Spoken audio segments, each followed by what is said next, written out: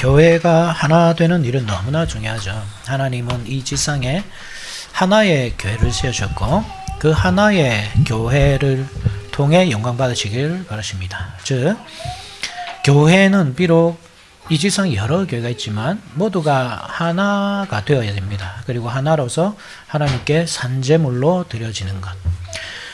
우리 개교회를 봤을 때는 우리 개교회가 그래야 되지만 또 이 지상의 전체 교회가 그래야 됩니다. 머리가 하나잖아요. 머리가 하나인데 몸이 여러 개다. 이것은 비정상이고 괴물일 뿐이죠. 그래서 하나님은 그런 사분오열된 교회를 통해 영광을 받지 않으신다는 사실을 잘 기억해야 됩니다. 그래서 우리는 1차적으로 우리 교회가 하나가 되도록 노력해야 됩니다. 어떻게 우리가 하나가 될 수 있을까요? 사람은 다 각자의 성향이 있고 성격이 있고 또 이 상황과 가치가 다 다르지 않습니까? 그들이 하나가 되기 위해서는 반드시 하나로 통일되는 그 무엇이 있어야 되는데 그렇다고 할 때 말씀이 뭘 알 수 있죠. 말씀만이 우리를 하나로 딱 통일시킬 수 있습니다.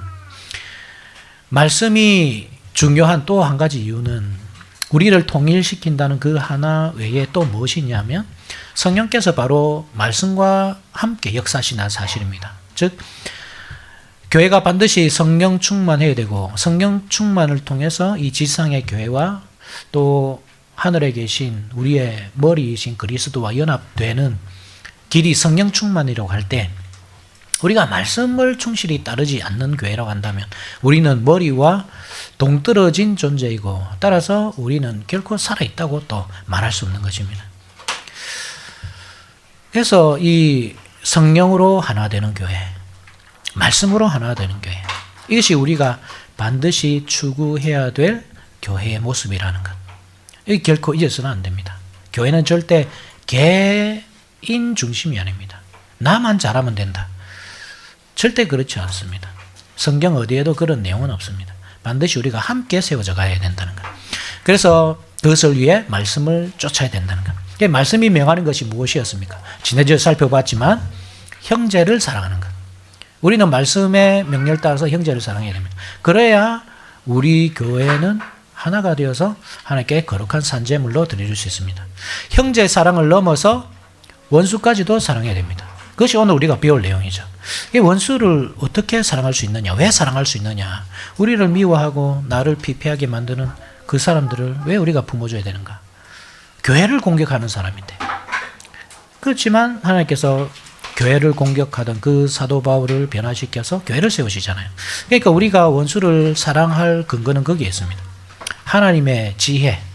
하나님께서 하신 일이 바로 그러한 원수들을 변화시켜서 하나님의 교회를 세우신다는 것. 그렇게 원수 마귀 사탄의 머리를 깨뜨리시고 영광을 받으신다는 것. 우리가 그 하나님의 지혜를 믿기 때문에 비록 당장 나에게 해를 끼치는 원수 같아도 우리가 사랑하고 품어줄 수 있는 겁니다. 그래서 우리가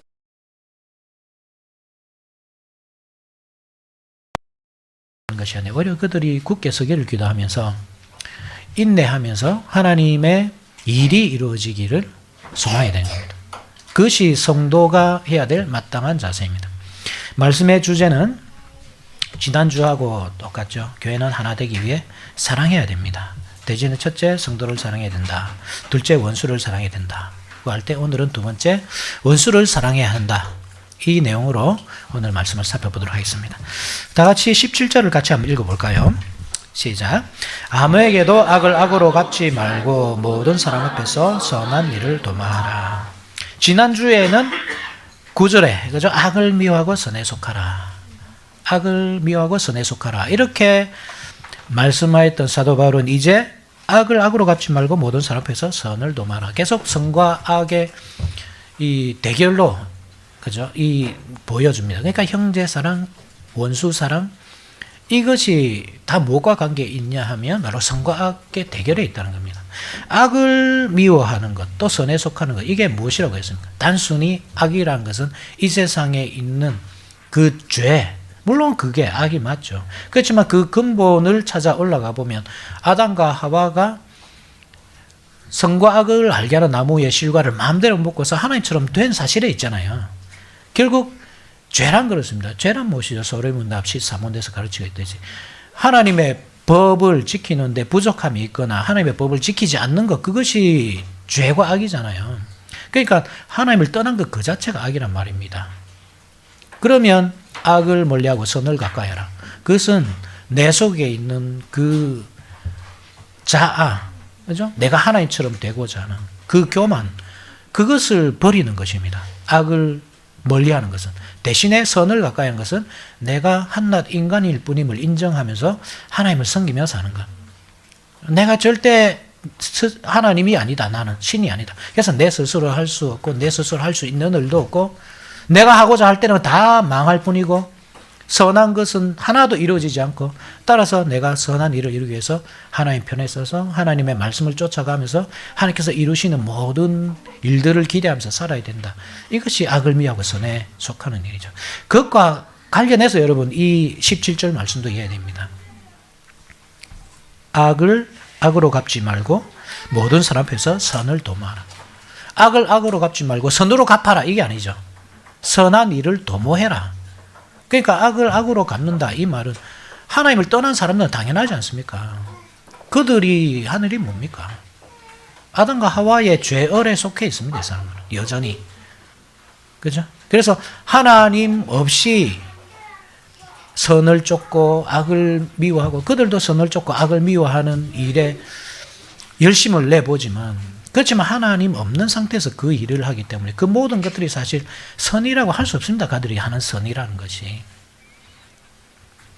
그러한 그들과 똑같이 하지 말고, 그죠? 비록 그들이 우리에게 선을 행하든지 아니면 악을 행하든지 어떻게 하든지 간에 그들과 똑같이 그런 식으로 하지 말고 우리는 하나님 편에 있는 것처럼 하나님의 종으로서 말씀을 붙들고 그 말씀의 원리대로 해야 되는 겁니다.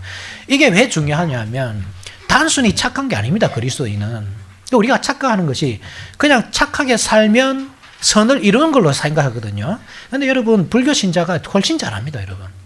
이 스님들이 더 잘합니다.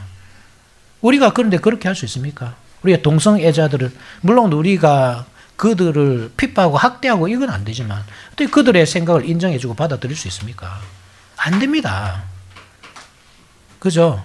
그러니까 우리의 선이라는 이 개념이 단순히 착한 게 아니라는 것, 이것을 여러분 반드시 기억해야 됩니다.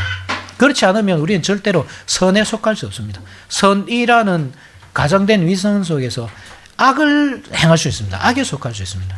그래서 우리는 반드시 기억해야 될 것이 하나님 편에 속해서 선을 이루어가야 된다는 것.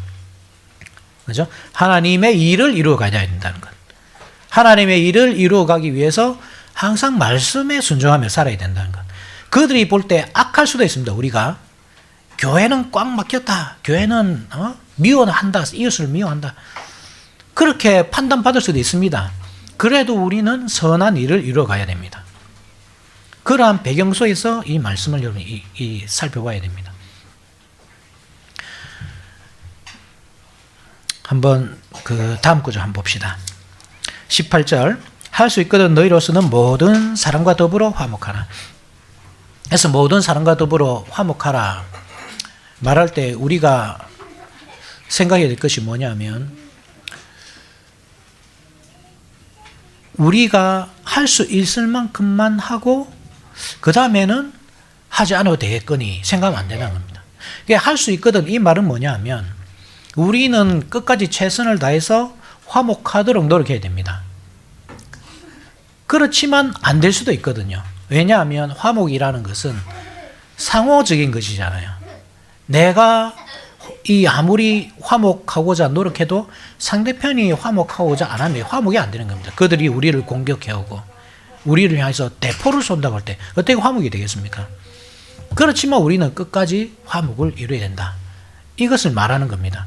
여러분 이 말씀을 주시는 배경을 잘 이해하십시오. 로마 교회에게 주시는 내용이란 말입니다. 그러면 로마 교회상 그 당시가 어땠냐면 원수들이 있었습니다. 유대인들이 공격하고 있었고 로마 이 당국이 공격하고 있었습니다. 핍박이 시작되던 때였다 했잖아요.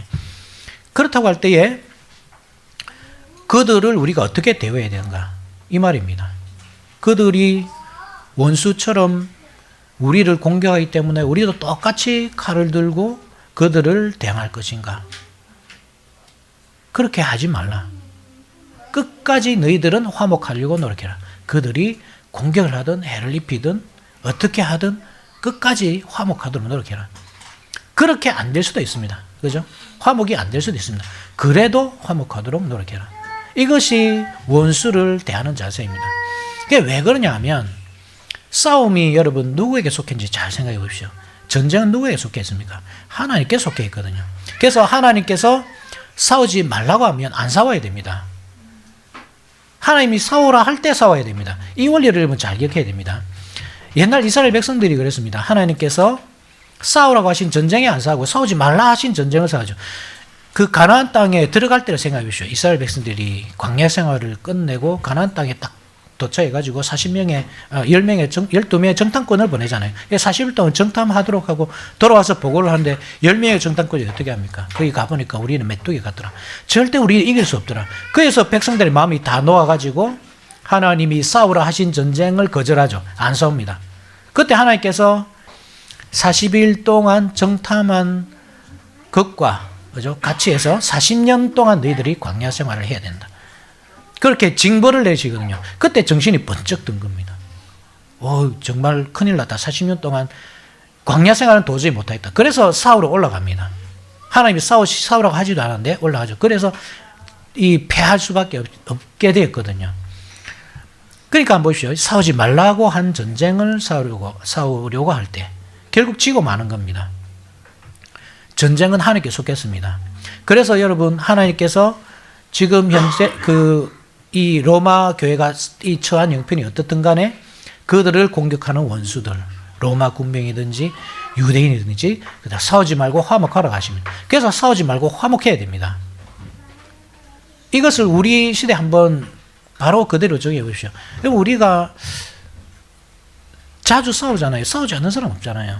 그런데 그 싸움이 하나님께서 명하신 싸움인지 잘 보셔야 돼요. 가족들 간에 다투죠. 이웃과도 다투죠. 직장에 가면 정말 상종하기 싫은 사람도 있잖아요. 그런데 그런 사람들과 여러분 자주 다툰단 말입니다. 그런데 그 다툼이 정말 하나님께서 명하신 다툼인지 한번 돌아보십시오. 정말 하나님께서 명하셨습니까? 그 다툼을.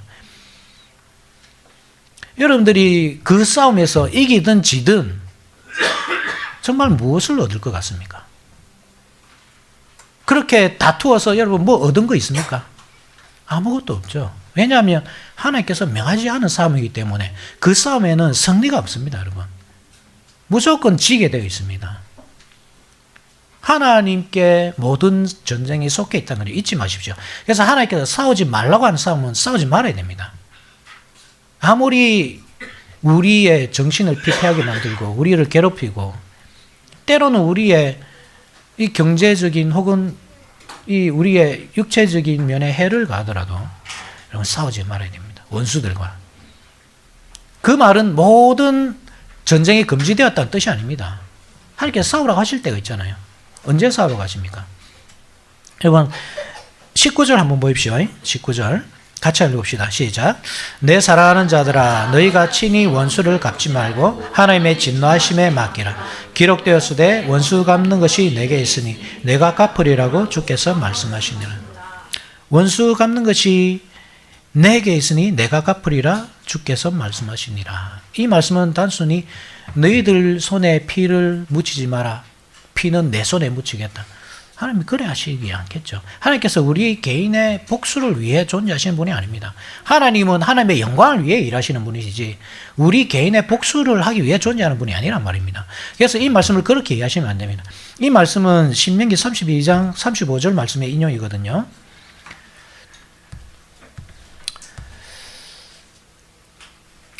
그들이 실족할 그때에 내가 보복하리라. 그들의 환난 날이 가까우니 그들에게 닥칠 그 일이 속히 오리로다. 그러니까 하나님께서 원수들을 어떻게 대화하시는가? 그들에게 보복을 하시는 분이신데 모든 원수들에게 그렇게 하는 것이 아님을 알고 하셔야 됩니다. 신명기 20장 요거는 같이 한번 찾아봅시다. 신명기 20장 10절에서 18절 한번 보십시오. 신명기 20장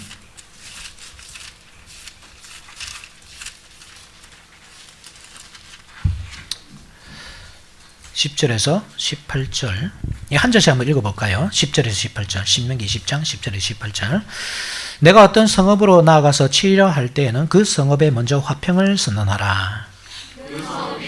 화평하기로 회답하고 너를 향하여 성문을 열거든 그 모든 주민들에게 내게 조공을 바치고 너를 섬기게 할 것이요 만일 너와 화평하기를 거부하고 너를 대적하여 싸우려 하거든 너는 그 성읍을 애워살 것이며 내 하나님 여호와께서 그 성읍을 내 손에 넘기시거든 너는 칼날로 그 안에 남자를 다 죽여주고 너는 오직 여자들과 유아들과 가축들과 성읍 가운데 있는 모든 것을 너를 위하여 탈취물로 삼을 것이며 너는 내 하나님 여호와께서 내게 주신 적군에게서 빼앗은 것을 먹을지니라. 내가 내게서 멀리 떠난 성읍들 곧 이 민족들에게 속하지 아니한 성읍들에게는 이같이 행하려니와. 그러니까 멀리 떨어져 있는 성읍이죠. 가나안 땅이 아니고 가나안에서 멀리 떨어져 있는 성읍에게는 이렇게 해라. 무조건 그들을 죽이지 말고 화평을 선하고 그러니까 화평이 우선인 겁니다. 그리고 만약에 그 화평을 거절할 때 싸우고 그렇지 않으면 싸우지 말고 화평해라 이 말입니다. 16절에 오직 내 하나님 여호와께서 내게 기업으로 주시는 이 민족들의 성읍에서는 호흡 있는 자를 하나도 살리지 말지니 아모리 족속과 가나안 족속과 브리스 족속과 히위 족속과 여부스 족속을 내가 진멸하되 내 하나님 여호와께서 내게 명하신 대로 하라.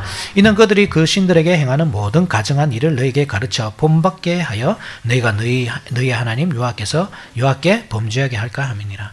다르죠, 그죠? 같은 원수를 하더라도 다르게 대합니다. 가나안 땅에서 멀리 떨어져 있는 사람들과는 먼저 화친하도록 노력해야 됩니다. 화평이 우선입니다. 그런데 가나안 땅에 있는 사람들과는 화평하면 안 됩니다. 다 죽여야 됩니다. 이게 왜 이런 차이가 있죠? 가나안 땅이 뭔지 보십시오. 가나안 땅. 가나안 땅은 하나님이 계신 곳이잖아요. 하나님이 계신 곳은 거룩하게 되는 겁니다. 그래서 그 안에 있는 부정한 것들, 그런 것들은 용납하면 안 된다. 다 몰아내야 됩니다. 그렇지만 가나안 땅 밖에 있는 것, 그런 것들은 인내하면서 기다려줘야 됩니다.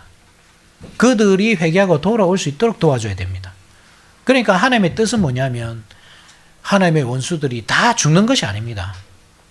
멸망하는 것이 아닙니다. 그들이 회개하고 돌아오는 것, 이것이 하나님의 뜻입니다.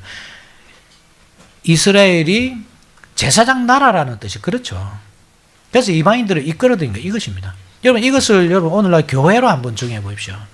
가나안 땅이 어디입니까? 오늘날 교회잖아요. 교회 안에 여러분 사악한 것이 있는 것, 이것은 용납하면 안 됩니다. 다 몰아내야 됩니다. 근데 교회 밖에 있는 것, 그것들 여러분 어떻게 하시겠습니까? 그들이 아무리 우리의 원수라 하더라, 우리를 괴롭히는 사람들이라 하더라도 그들이 멸망하기를 바라면 안 됩니다. 그들은 여러분 우리가 전도해야 될 전도의 대상입니다. 이거 잘 기억하셔야 됩니다. 하나님께서 우리에게 허락하시는 싸움이 뭐냐 이겁니다. 싸움이 여호와께 속했다고 할 때 우리가 싸워야 할 대상은 우리 교회 안에 있는 잘못된 교리, 거짓된 복음, 세속적인 가치관, 그것들과 싸워야 됩니다. 그것은 하나님을 기쁘게 하지 못하고 오히려 교회를 무너뜨리게 하는 역할을 합니다. 하나님과 우리가 무엇으로 연합된다 그랬습니까? 말씀으로 연합되잖아요. 말씀으로 우리가 그리스도와 한 몸이 되는 겁니다. 그런데 그 말씀이 아닌 다른 것이 우리 교회를 지배한다. 세상적인 가치관이 우리 교회를 지배한다. 우리 교회가 모이기는 모이는데, 교회라는 이름으로 모이기는 모이는데 경제적인 이익을 위해서 혹은 잘 단합하고 그냥 놀고 즐기기 위해서 또는 정치적인 성향을 위해서 그렇게 모인다. 여기에는 성령 충만도 기대할 수 없고 그리스도와 연합도 기대할 수 없는 겁니다. 그래 이게 여러분 단순하게 생각할 게 아니라 말입니다. 이단이 아니니까 괜찮다. 여러분, 이단도 위험하지만 이단적인 사상이 우리 교회에 들어올 때 우리가 그들을 용납할 수 없잖아요. 신천지, 하나님의 교회. 그들이 우리 교회에서 포교한다고 할 때 우리가 그것을 이웃으로 생각하면서 뭐 먹이고 입히고 할 수 있습니까? 아닙니다. 우리 쫓아내야 됩니다. 그들과 싸워야 됩니다. 그런데 우리가 이 세상적인 가치관이 우리 교회에 들어오는 것은 우리 의외로 그냥 쉽게 생각한다고요. 오히려 반대로 합니다. 우리를 괴롭히는 사람들, 우리의 정신을 피폐하게 만들고 우리의 신체에 또는 우리의 재산에 손해를 입히는 사람들, 그들과는 정말 목숨을 걸고 싸우잖아요, 여러분. 그렇죠? 하나님께서 그만 싸움입니다. 그런데 우리는 목숨을 걸고 싸웁니다. 그런 싸움은. 내 자존심 좀 건드려 보십시오. 그 참지를 못합니다. 내 형제라 하더라도 참지 못합니다. 내 가족이라 하더라도 참지 못하고 싸우죠. 그런데 우리 교회에 슬그머니 들어와 있는 그 세상적인 가치관은 안 싸웁니다. 왜 안 싸웁니까? 나를 지키기 위해서 안 싸웁니다. 내가 그들과 싸우다가는 내가 공격받을 가능성이 있기 때문에 안 싸웁니다. 평화하기 위해서 안 싸웁니다. 그런데 정말 그것이 평화는 방법인지 잘 생각해 보십시오. 화평은 어떻게 이루어집니까? 우리가 하나님과 화평할 때 화평이 이루어집니다. 이스라엘 백성들이 하나님과 화평할 때, 하나님을 잘 섬길 때 주변 나라들이 다 조용합니다. 그런데 하나님과 화평이 깨질 때 전쟁이 일어나잖아요. 똑같습니다, 여러분. 우리가 만약에 하나님과 화평하다면 우리 주변도 다 화평해야 됩니다. 그런데 우리가 하나님과 화평하지 않을 때 내가 스스로 화평을 지키기 위해서 마치 솔로몬이 이방 여인들을 위해서 성전을 막 지어주듯이 그렇게 이것도 용납해주고 저것도 용납해주고 그렇게 할 때 화평이 유지되는 것이 아니라 오히려 깨지는 겁니다. 그렇게 할 때. 예, 무엇과 싸워야 될지 여러분 잘 기억하시란 말입니다. 오늘날 너무나 시끄럽잖아요. 이 한국 교회가. 무엇 때문에 이런 시끄럽습니까? 이 신천지 하나님의 교회 그런 이단들은 여러분 오래됐지만 여러분 이 정치적인 편향성으로 나누이는 것 이게 정말 지금 이 시대에 얼마나 지금 위험한지 모릅니다. 그 신앙을 가장해가지고 그 이데올로기를 사실 섬기는 거거든요. 그러니까 하나님의 말씀이 어떤 가치 판단의 기준이 되는 것이 아니라 정치적 이데올로기가 말씀이 되어 있는 겁니다. 자기들에게. 하나님이 있어야 할 자리에 그 집회의 주동자들이 앉아있고 그래서 하나님도 내한테 못 가본다 이런 이상한 말을 하고 있고 때로는 자기 정치적 우두머리를 위해서 폭력도 행사하고 성도라 하는 사람들이 그들을 위해서 감옥에 갈 준비도 돼 있다 하고 무엇을 위해서 하는 것 같습니까? 그런 분들이. 우리가 하나님을 위해서 감옥에 갈 준비도 돼야죠. 하나님을 위해서 우리가 목숨까지 버릴 준비도 돼야 되는 거 아닙니까? 우리가 우리 재산을 바치든지 우리의 노력을 바치든지 노동을 바치든지 무엇을 하든지 하나님의 영광을 위해서 해야 되는 거 아닙니까? 거기에 어떤 정치적인 편향성이 나타납니까? 그게. 이야기 들어보니까 예수님도 우파였다고 하나님 우편에 앉아 계시니까 우파였다고 그렇게 주장하는 분들도 계시다고 하대요. 예수님이 우파입니까? 좌파입니까? 진보입니까? 보수입니까? 예수님은요 우파도 좌파도 아닙니다. 그냥 진리 그 자체이십니다. 하나님이 진리 그 자체이지 어떻게 편향된 사람의 그 진보 보수 그것으로 나눕니까? 하나님을. 그 진보 보수는 사람의 편향된 그 가치관에서 노는 거잖아요. 하나님은 그냥 중심에 딱 계신 겁니다. 그래서 우리 예수님은요 이 사도개인이 볼 때 진보입니다. 말할 수 없는 진보입니다. 다 뒤엎여져 있었습니다. 이 땅에 있는 것들을. 그들이 지금까지 해왔던 것들을 그냥 쌍을 뒤엎으시고 채찍으로 휘두르시면서 다 흩으셨습니다. 그게 예수님입니다. 그들이 볼 때 진보 아닙니까, 여러분? 바리새인들이 보기에는 보수였습니다. 바리새인들은 더 하기를 원했습니다. 로마 군병과 싸우기를 원했습니다. 그런데 예수님이 로마 군병 안 싸웠습니다. 로마 군병들이 채찍질하고 십자가에 못 박을 때 잠잠히 그냥 따라가시잖아요. 보수잖아요. 그러니까 평양된 시각으로 볼 때, 사람의 평양된 시각으로 볼 때 예수님은 때로는 진보도 되고 보수도 되는 겁니다. 예수님은 그런 분이 아니십니다, 여러분. 진보도 아니고 보수도 아니십니다. 그냥 진리 그 자체이십니다. 우리는 진보든 보수든 다 자기의 평양된 생각을 다 깨부수고 예수님이라는 그 진리를 붙잡아야 되는 것이지, 예수님은 우리 편, 그 평양된 생각으로 예수님은 우리 편, 그렇게 할 일이 아니란 말입니다. 교회도요, 항상 그래왔습니다. 교회가 여러분 진보입니까, 보수입니까? 우리 교회, 우리나라에 처음에 복음이 들어올 때, 여러분, 교회는 진보였습니다. 양반들이 교회 안 갔습니다. 왜 안 간지 압니까? 교회에 가면 쌍놈들도 다 앉아있거든요. 여자들도 다 앉아있거든요. 노비들이 앉아있거든요.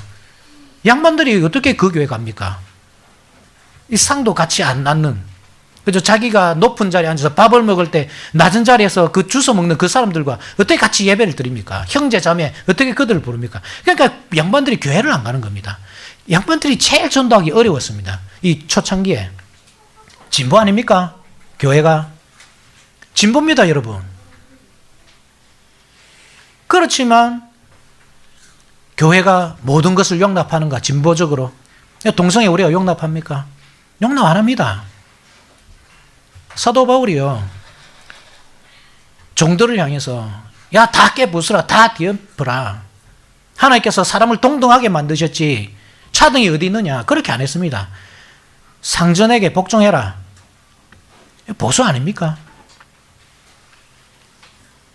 그러니까 우리가 평양된 시각으로 판단은 안 된단 말입니다. 교회는 진보도 아니고 보수도 아닙니다. 진리 그 자체입니다. 어디서 자기 평양된 기준으로 교회를 판단하고 하나님을 판단하고 하나님이 우리 보수 우파니, 그래서 마치 자기들의 그 평양된 시각을 안 따르면 뭐 빨갱이, 뭐 공산주의, 뭐 심지어는 적그리스도라 그러고, 얼마나 위험한 사상인지 아셔야 됩니다. 그 생각들이 성경이 아니고 사람의 그 잘못된 편향된 그 가치관을 따라서 판단하고 교회를 나누고, 사람들에게, 특히 세상 사람들에게 그렇게 삐치는 것, 교회가 마치 하나님이 그런 분인 듯 선전하는 것,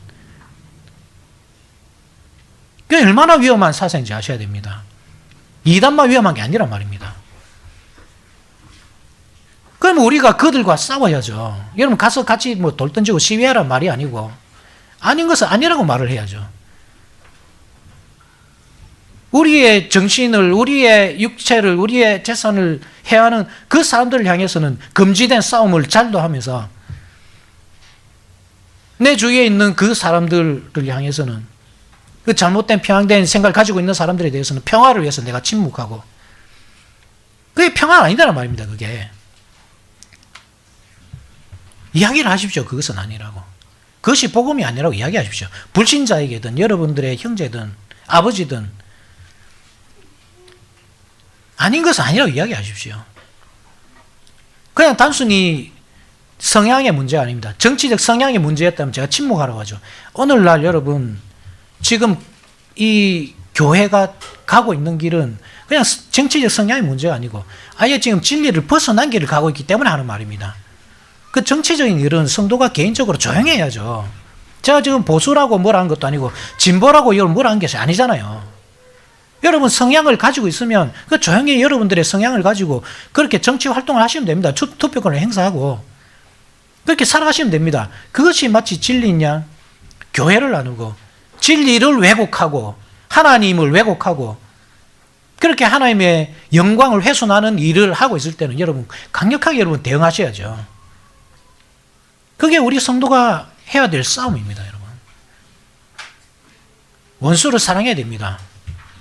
교회 밖의 원수들입니다. 그들을 여러분 사랑하십시오. 그렇지만 교회 안에 있는 원수들에 대해서는 죄와 잘못된 가치관, 그런 것들과는 싸워야죠. 피를 흘리기까지 싸워야죠. 그렇게 우리 교회에서 뭘 하냐고, 우리 교회가 순수하게 복음으로만 세워질 수 있도록 그렇게 만들어야죠. 그것이 우리가 싸워야 될 싸움이란 말입니다. 물리적인 칼은 안 주셨습니다. 예수님께서. 베드로가 물리적인 칼을 가지고 싸울 때 그 칼을 내어놓으라고 하신 분이 예수님이십니다. 그렇지만 영적인 칼을 주십니다. 말씀의 검을 주시고 그 말씀의 검으로 싸우도록 하십니다. 반대로 하지 말라고요. 올바른 싸움을 하십시오. 하나님께서 명하신 싸움. 그때 승리가 우리 것입니다. 명하지 않는 싸움은 늘 실패합니다. 질 수밖에 없습니다. 여러분들이 이겨도 집니다. 그러니까 그거를 이기려고 하지 마십시오. 다 내주고 그냥 용서해주고 인내해주고 기다리고 하나님께서 어떻게 지혜롭게 그 사람들을 변화시켜 나가시는지 계속 한번 보십시오. 여러분 20절에 같이 한번 읽읍시다. 시작. 내 원수가 줄이거든 모이고 목마르거든 하거든 하라. 그리함으로 내가 숯불을 그 머리에 쌓아놓으라. 이 원수들을 어떻게 합니까? 줄이거든 모이고 목마르거든 마시게 하고. 이게 뭐 이단들에게 하는 말이 아니겠죠. 신천지가 우리 교회에 포교하러 왔는데 우리가 아이고 수고하십니다. 목마르시죠. 물 주고 밥도 챙겨주고 그렇게 하란 말이 아니잖아요. 그들과는 싸워야죠. 그러니까 원수들, 당시 로마 교회를 괴롭히던 원수들, 로마 당국자들, 유대인들, 그들이 핍박할 때 그들을 먹이고 마시게 하고 그렇게까지 용납하는 거예요. 여러분 원수를 사랑한 것 이게 쉬운 일이 아니잖아요. 형제도 사랑하기 힘든데 우리 가족이라도 사랑하기 힘들잖아요. 늘 다투잖아요. 그런데 원수를 하물며 원수를 어떻게 사랑합니까? 그래서 우리가 이 말씀을 말씀이니까 순종은 해야 되고 위선적으로 될 가능성이 많습니다. 그래서 위선적으로 사랑하는 척 나는 다른 사람들처럼 그렇게 안 하는 척 대응 안 하는 척 무시하고 아예 무시하면서 그렇게 살아갈 수 있습니다. 그런데 그것을 그렇게 위선적으로 하지 못하도록 한 것이 뭐냐면 내 돈을 써서 그들에게 먹이고 마시게 하는 것입니다. 할 수 있겠습니까, 여러분? 물질이 있는 곳에, 마음이 있는 곳에 물질이 있거든요. 내가 정말 그 사람을 미워하면 사실 10원짜리 한 장 쓰기 어렵잖아요. 마음속 깊이 사랑하지 못하면 이 명령은 여러분 수행하지 못합니다. 근데 이렇게까지 해야 됩니다. 왜 우리가 이렇게까지 해야 됩니까? 하나님의 지혜를 믿기 때문입니다. 하나님께서 어떤 일을 하실지 모르기 때문입니다.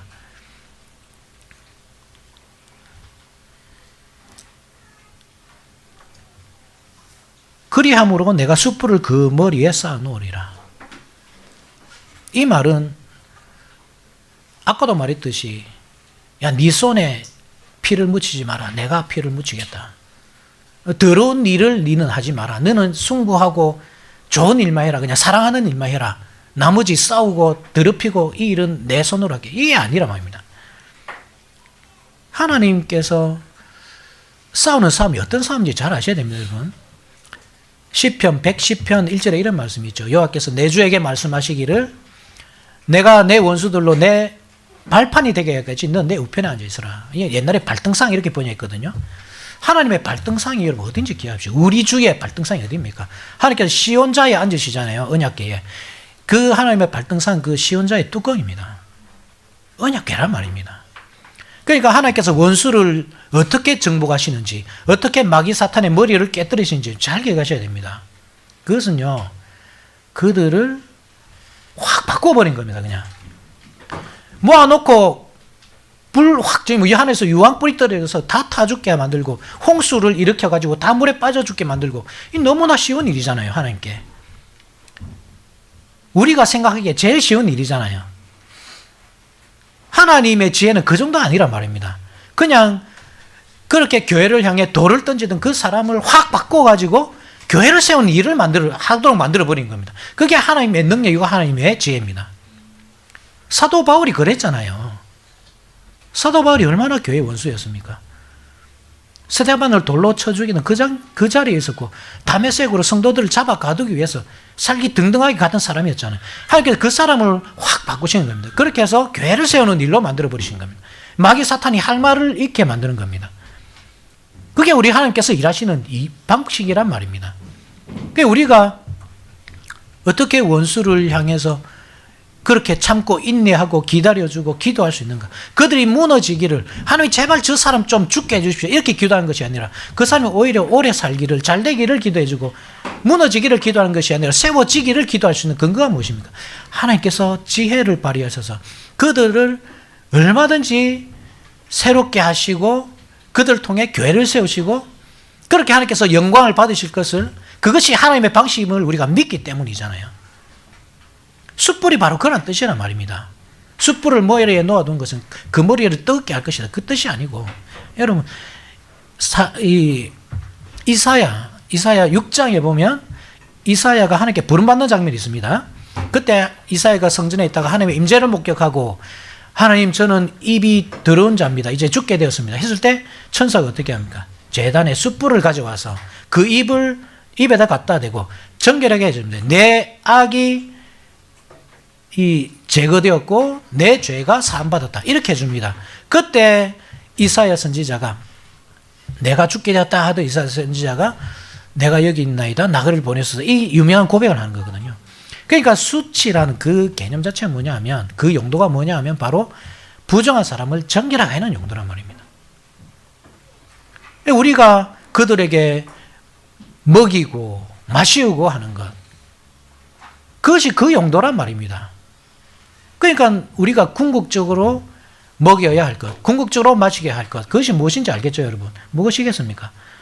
그들이 정말로 배가 고프다고 할 때, 무엇 때문에 배가 고프고, 그들이 정말 목마르다고 할 때, 무엇 때문에 목이 마릅니까? 부족함이 없는 이 시대에 우리가 할 일이 없겠네요, 그러면. 그게 아니잖아요. 그들의 참된 결핍은 복음이 없는 배고픔이잖아요. 복음이 없는 목마름이지 않습니까? 그것을 알아야 되는 겁니다. 그들의 필요를. 그래서 그 원수들에게 우리가 할 수 있는 일이 그것입니다. 진심을 다해서 복음을 전가하는 겁니다. 복음의 떡으로 먹이고 복음의 생명수로 마시게 하고 그래서 그들의 배고픔과 목마름을 해결해 주는 것. 그것이 우리의 일이고 그렇게 할 때에 그 나머지 그 사람을 정결하게 만든 일은 누구의 일입니까? 하나님의 일입니다. 우리는 그 사람이 정결하게 될지 부정하게 될지 모릅니다. 그래서 어떤 사람은 하나님께서 쓰시고 어떤 사람은 안 쓰시고 그렇습니까? 아니잖아요. 하나님께서 택한 사람은 쓰시고 안 택한 사람은 안 쓰시고 안 그렇잖아요. 하나님께서는 모든 사람을 쓰십니다. 악인들을. 바벨론과 아수르라는 원수를 통해서 교회를 보존하십니다. 그죠? 박능쿨처럼 의인들을 보존하는 역할을 합니다. 고레스라는 이 이방인을 통해서 교회를 회복시킵니다. 때로는 그 가운데서 택한 사람들을 불러 모으셔서 교회를 세우십니다. 사도 바울은 여러분 잘 아는 사실이고, 그죠? 원수였지만 교회를 세우는 일을 하잖아요. 출애굽할 때 수많은 잡족들이 함께 했다고 하잖아요. 부림절 때, 부림절 아십니까, 여러분? 에스더서에 나오는, 그죠? 하만이 계획을 세워죠.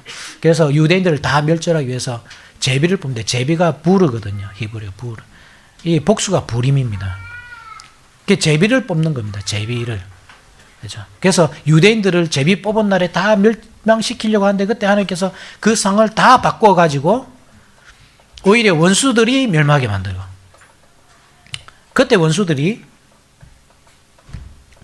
두려워가지고 유대인들이 됩니다.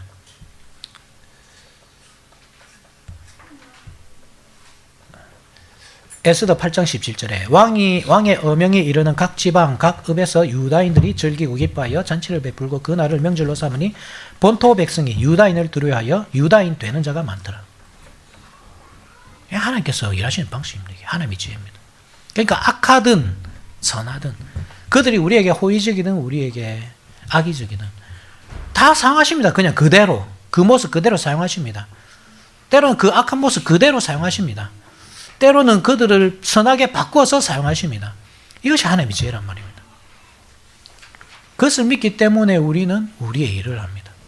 인내하면서 기다리면서 그들에게 먹을 것을 베풀면서 하나님께서 어떻게 일하실지 기대하면서 바라보는 겁니다. 21절 같이 한번 읽읍시다. 시작. 악에게 지지 말고 선으로 악을 이기라. 악에게 지지 말고 선으로 악을 이기라. 이게 전쟁 용어잖아요. 무조건 평화주의가 아니라 말입니다. 무조건 평화해라 합평해라 이 말이 아니라 말입니다. 싸워야 됩니다. 그죠? 싸워야 되는데 악을 이기는 싸움을 해야 됩니다. 선으로 악을 이기는 싸움. 아까 선이 뭐라 그랬습니까? 하나님이 참된 선이시고 우리가 그분에게 속하는 것, 이게 선에 속하는 겁니다. 즉 그 말씀을 쫓아 사는 것, 이게 선입니다. 그 뜻이 이루어지기를 바라는 것, 이게 선입니다. 악에게 지는 것은 뭐냐 하면 내가 그 사람들과 똑같이 되는 겁니다. 그들에게 내가 당해서 내 재산을 잃고 내 목숨을 잃고 이것이 내가 지는 게 아닙니다. 내가 지는 것은 내가 그 사람들과 같이 하나님의 자리에 앉아서 교만하게 이 세상을 보고 평가하고 내 마음대로 결정하는 그 모든 것들이 바로 악에 지는 겁니다, 여러분. 선으로 악을 이기는 것은 내가 감옥에 갇히든지 내 자산을 다 잃든지 내 목숨을 잃든지 끝까지 그 하나님의 선에서 탈선하지 않고 붙잡고 가는 것, 이것이 악을 이기는 것입니다.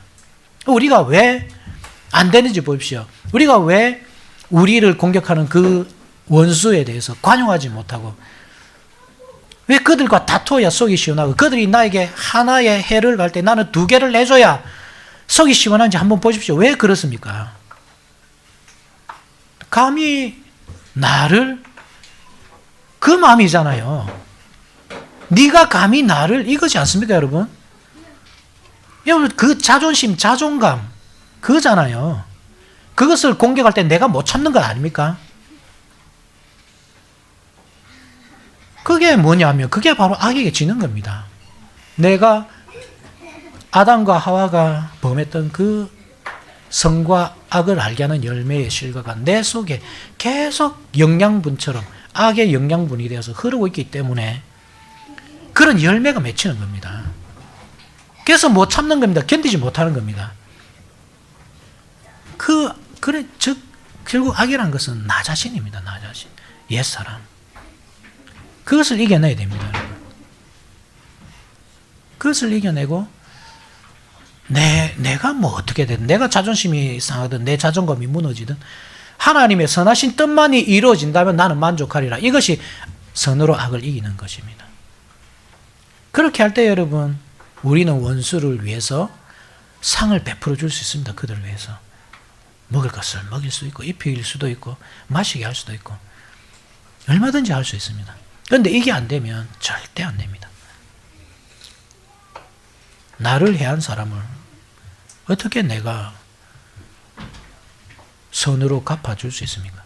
안 됩니다. 하나님의 눈으로 이 세상을 바라보는 것, 상과 형편을 평가하는 여러분 그러한 시각을 가져야 됩니다. 세계관이 아예 바뀌어야 됩니다, 여러분. 인생관이 완전히 여러분 바뀌어야 됩니다. 그렇지 않으면 이 말씀은 여러분들 너무나 어려울 겁니다. 야, 어떻게 사람이 그렇게 살지? 내 돈 떼먹은 저놈을 어떻게 내가 용서하고 내가 먹을 것을 주고 마실 것을 줄 수 있지?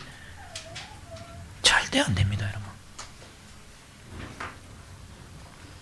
하나님께서 그 사람을 통해서 어떤 일을 이루실지 그 기대감을 가지고 볼 때에 하나님께서 악한 사람은 악한 그대로 사용하시는 것.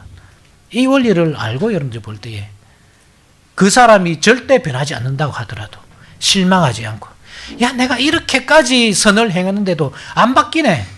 이것이 아니고 그 모습 그대로 하나님께서 또 교회를 위해서 사용하신다는 하나님의 그 구속 역사를 위해서 사용하신다는 것. 그 원리를 알고 그 사람을 볼 때에 아무리 해도 안 바뀌는구나. 여기서 우리가 절망감을 느끼는 것이 아니고 하나님께서 저런 사람들도 변화시키셔서 하나님의 영광을 위해 사용하시는구나. 사도 바울을 변화시키셔서 교회를 세우시는구나. 저 사람도 언젠가는 사도 바울처럼 되겠지. 우리가 할 일은 그 일입니다. 우리의 원수를 사도 바울과 같이 변화시키는 것. 그래서 하나님의 교회를 위해서, 구원 역사를 위해서 사용받게 하는 것. 그것이 하나님께서 우리에게 요구하시는, 그것이 바로 원수 사랑의 원리입니다. 이 원리를 잘 기억하십시오. 그래서 나를 괴롭히는 그 사람을 악으로 규정하지 마시고, 그 상황을 참지 못하는 내가 바로 악이구나, 그 사실을 여러분 깨달으셔야 됩니다. 그럴 때 하나님의 구속 역사가 우리 삶을 통해서 이루어집니다. 우리는 선에 속한 사람이 되고 선으로 악을 이기는 사람이 됩니다. 아멘. 다 같이 일어나셔서